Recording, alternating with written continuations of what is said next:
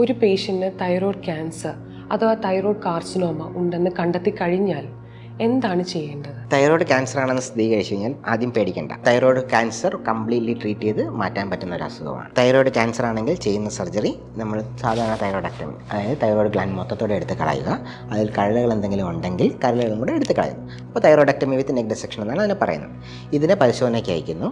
ഈ പരിശോധന റിപ്പോർട്ട് വീണ്ടും ക്യാൻസറസ് ആയിട്ട് വരികയാണെങ്കിൽ പല ടൈപ്പ് ക്യാൻസേഴ്സ് ഉണ്ട്. അപ്പോൾ അതിൽ ഏറ്റവും കൂടുതൽ കാണുന്നത് പാപ്പിലറി കാർസിനോമ തൈറോയ്ഡ് ആണ്. പാപ്പിലറി കാർസിനോമ തൈറോയ്ഡ് ആണെങ്കിൽ അടുത്ത് ചെയ്യേണ്ടത് റേഡിയോ അയോഡിൻ സ്കാനിങ് ആണ്.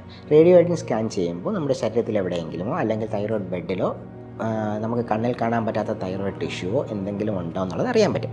അങ്ങനെ എന്തെങ്കിലും ഉണ്ട് എങ്കിൽ റേഡിയോ അയോഡിൻ 131 എന്ന മരുന്ന് കൊടുത്ത് നമ്മുടെ ആ തൈറോയ്ഡ് ടിഷ്യൂവിനെ അബ്ലേറ്റ് ചെയ്ത് കളയാൻ പറ്റുന്നതാണ്. മെഡുലറി കാർസിനോമയിലും അനാപ്ലാസ്റ്റിക് കാർസിനോമയിൽ നമുക്ക് റേഡിയോ അയോഡിൻ കൊടുക്കാറില്ല. അവർക്ക് അനാപ്ലാസ്റ്റിക് എന്ന് പറഞ്ഞാൽ കുറച്ച് അഗ്രസീവ് വേരിയൻ്റ് ആണ്. അതിന് റേഡിയേഷനോ കീമോതെറാപ്പിയൊക്കെ വേണ്ടി വരും. പിന്നെ വരുന്ന കാര്യം, നമ്മളിപ്പോൾ തൈറോയ്ഡ് റേഡിയോ അയോഡിൻ മരുന്ന് കൊടുത്തു കഴിഞ്ഞ് കഴിഞ്ഞാലും ഈ രോഗികളിൽ ലൈഫ് ലോങ് ഫോളോ അപ്പ് വേണം. നമ്മുടെ തൈറോയ്ഡ് സപ്ലിമെൻറ്റേഷൻ എപ്പോഴും ചെയ്യണം. നമ്മൾ തൈറോയ്ഡ് കാർസിനോമ എന്ന് പറയുന്ന കണ്ടീഷൻ TSH എന്ന ഹോർമോണിനെ ഡിപ്പെൻഡ് ചെയ്തിരിക്കുന്ന ഒരു ഹോർമോണാണ്.